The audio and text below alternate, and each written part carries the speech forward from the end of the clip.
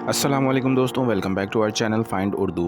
Disturb का मतलब है तंग करना या बेचैनी पैदा करना। डिस्टर्ब का मतलब होता है किसी को तंग करना, उसके काम या सोच में रुकावट डालना।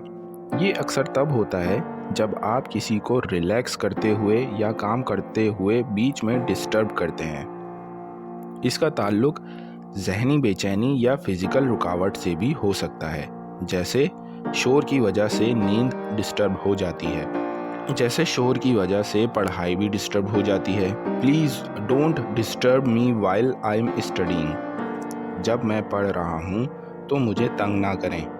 तो दोस्तों, डिस्टर्ब का मतलब है तंग करना और काम में रुकावट पैदा करना।